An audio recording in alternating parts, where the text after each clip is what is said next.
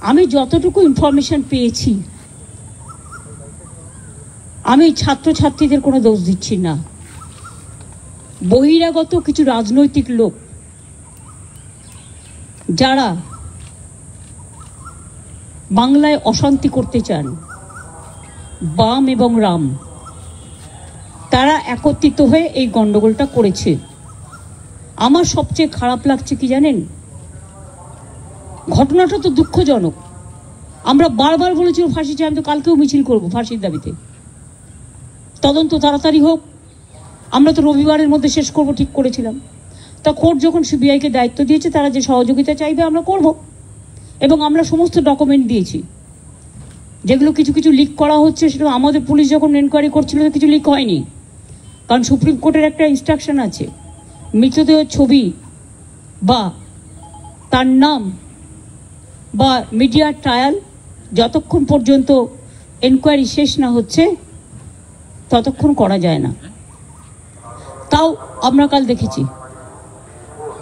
আমার কথা হচ্ছে, মৃত্যুটা খুবই বেদনাদায়ক, তার পরিবারের প্রতি আমার পুরো সমবেদনা আছে। আমি কেন, আমাদের বাংলার সকলের, সারা দেশের সকলের।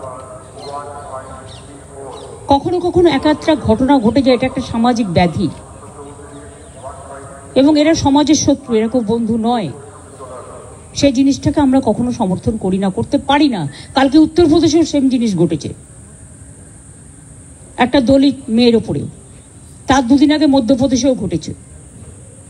এর আগে আপনারা দেখেছেন হাতরাসও ঘটেছে, বিলকিস বানু ওখানেও হয়েছে, সাক্ষীর ওপর হয়েছে, যে রেসলার। এরকম অনেক কেস, উন্নাও থেকে শুরু করে সব জীবন্ত জ্বালিয়ে দেওয়া হয়েছে। এই কেসগুলো আমি মনে করি যারা করেন, it's a big and big, কি বলবো আমি জানি না, extra ordinary criminal, it's a crime, big crime. এর কোনো শাস্তিতে লাভ নেই, একটাই শাস্তি, ফাঁসি দিয়ে দাও। যাতে একজনকে ফাঁসি দিলে অন্যরা কিছু করবার আগে ভয় পায়। কিন্তু আমি এটা নিশ্চয়ই বলবো, প্রকৃত দোষী যেন শাস্তি পায়, নিরপরাধী যেন না পায়। কারণ ধনঞ্জয় চ্যাটার্জির কেসটা এখন প্রতিদিন কাগজে লেখা হচ্ছে।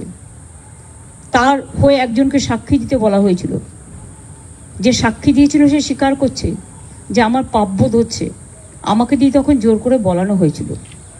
এই দিকটা আমরা যেন লক্ষ্য রাখি, দোষীরা শাস্তি পাক, কিন্তু কোনো নিরপরাধীকে যেন এই শাস্তি পেতে না হয়। যে ডাকতে পারে, সবাইকে কথা বলতে পারে, আলোচনা করতে পারে, কারো কোনো কোয়ারি থাকলে ডাকতেই পারে, এটা তো ইনভেস্টিগেশনের নিয়ম। আমাদের পুলিশও প্রায় 34 জনকে ডেকেছিল, বাদবাকি আরও কিছু ডাকার কথা ছিল। আমাদের টাইম ছিল রবিবার পর্যন্ত।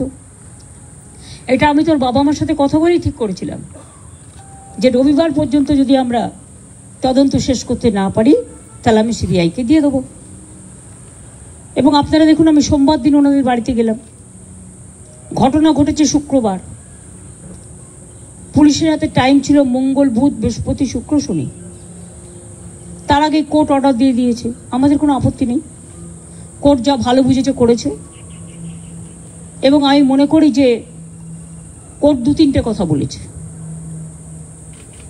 তার মধ্যে সিবিআই যেমন বলেছে, সাথে সাথে এটাও বলেছে যে আমি চাই যে যারা পরিষেবা দিচ্ছেন না তারাও কাজে যোগদান করুক। আমাদের তরফ থেকে হেলথ প্রিন্সিপাল সেক্রেটারি অনেকবার অনুরোধ জানিয়েছেন, আমিও পাবলিকলি অনেকবার অনুরোধ জানিয়েছি যতটা সম্ভব।